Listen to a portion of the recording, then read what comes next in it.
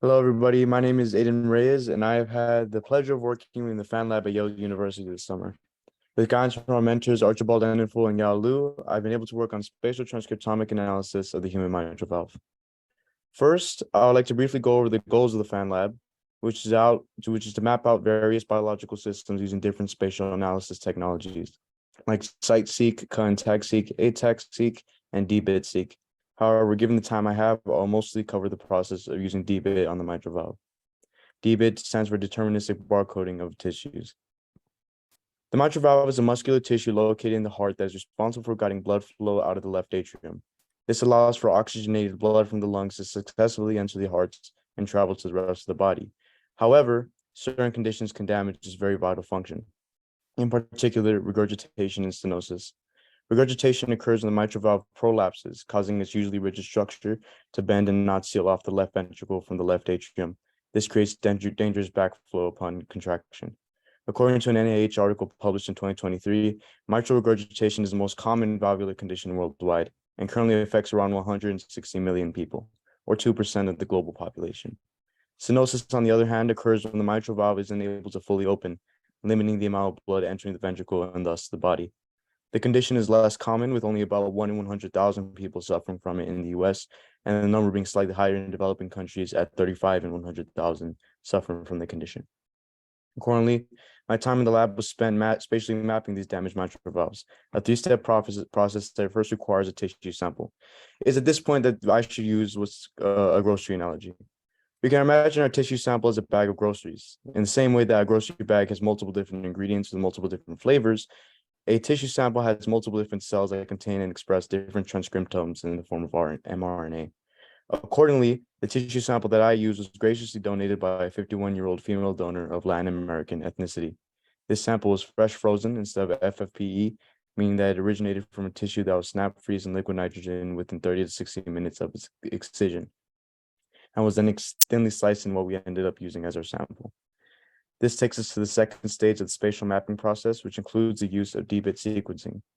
First, the tissue is placed on a PDMS slab, which features a 50 by 50 grid of pixels, which are similar to buckets that hold the tissue and antibody-derived tags that they're going to receive.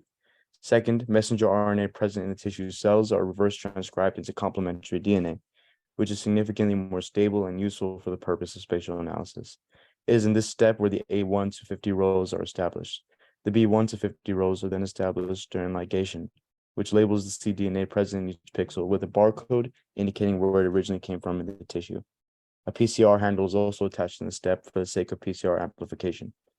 Lastly, this information is collected and used as an input for an NGS library, preserving spatial transcriptomic information down to the cell. This information is then compiled into a matrix that looks something like this, where the columns represent genes in the cell, where the columns represent genes and the rows represent the spot or pixel, which is a small collection of cells. When we apply this grocery analogy, it is as if we have labeled and tasted each of our groceries. This leads us to the last step of the process, deconvolution. Deconvolution is a process by which we estimate the proportion in which different cell types exist in the tissue sample and where they're located. Going back to the grocery analogy, it is like taking the groceries out of the bag and saying, hey, this is a potato and this is a carrot. There are this many potatoes and this many carrots, and they exist here and there. This type of sorting between cell types requires a program called cell to location. This Python code uses a neural network to recognize the cell types found in each pixel of the tissue sample by comparing its mRNA information with that of an mRNA reference data set. In this sense, the mRNA reference data set is like a dictionary which a cell to location program uses to define different cells from one another. These data sets can be easily bought from other universities or private entities.